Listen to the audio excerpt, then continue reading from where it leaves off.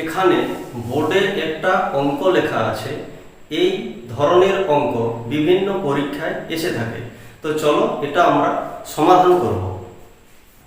এখানে দেখো 7 7 7 7 7 এইভাবে পরপর 363 বার 7 লিখলে যে সংখ্যা গঠিত হয় তাকে 11 দ্বারা ভাগ করলে ভাগশেষ কত হবে?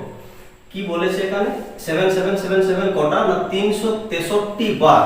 এখানে লিখো 1 2 3 4 5 6 এইভাবে 363 বার লিখতে হবে। কিন্তু এখানে তো এতটা লেখা যাবে না, তার জন্য আমরা ডট ডট দিয়ে 363 বার বলে এখানে লিখে দিচ্ছি।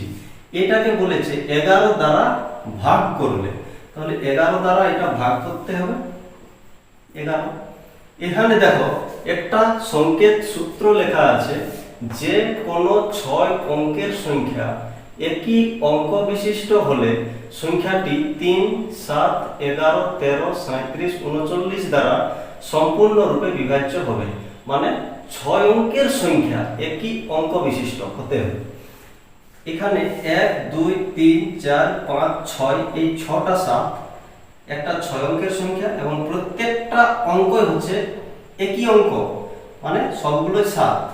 তারপরে 1 2 3 4 5 6 এই 6টা 1 2 3 4 5 6 এইভাবে পরপর 6টা করে 7 নিয়ে যে সংখ্যাগুলো গঠিত হচ্ছে সবগুলোই কিন্তু 11 দ্বারা সম্পূর্ণরূপে বিভাজ্য হচ্ছে।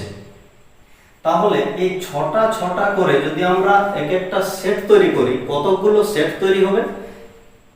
363টা আছে, তাহলে এই 363কে যদি আমরা, যেহেতু 6টা করে 7 সেট তৈরি করছি, তাহলে 6 দিয়ে ভাগ করলে 6 6 36 হচ্ছে, এটা মিলে যাচ্ছে, 3 নামছে, 6 0 0 3 বাকি থাকছে।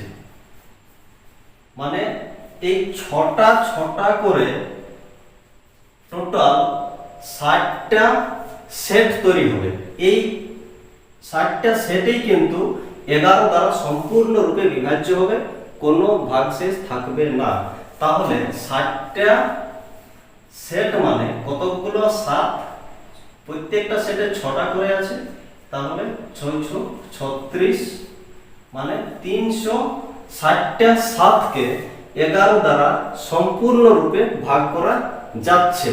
360 পরে এটা আছে 363, মানে 3টে 7 বাকি থাকবে এখানে। তাহলে 7 7 7 7 এইভাবে সবগুলো লিখে dot dot dot dot dot কটা না 360টা 360 বার 7 লেখা হলো। বাকি যে 3টে 7 থাকছে এখানে আমরা লিখলাম।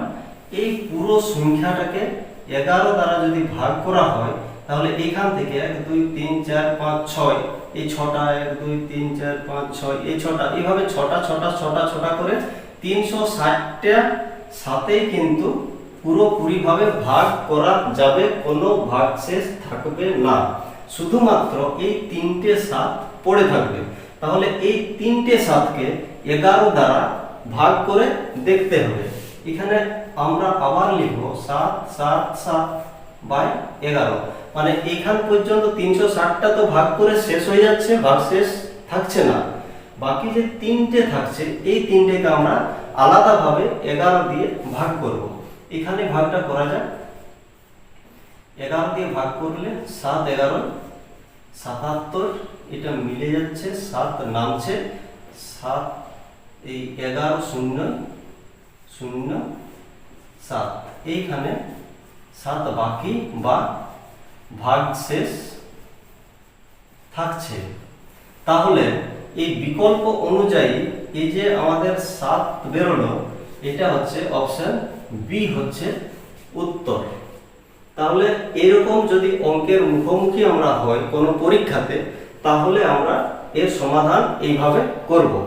তো কোনো পরীক্ষায় কিন্তু এই অঙ্কটির সাথে এই সংকেতটা লেখা থাকবে না। এই সংকেতগুলো বা এই নিয়মগুলো আমাদের যে চ্যানেলটা আছে সেখানে বিভাজ্যতার নিয়মে এগুলো সব দেওয়া আছে, এগুলো একবার দেখে নেবে। তো আজকের মতো এখানেই শেষ করছি।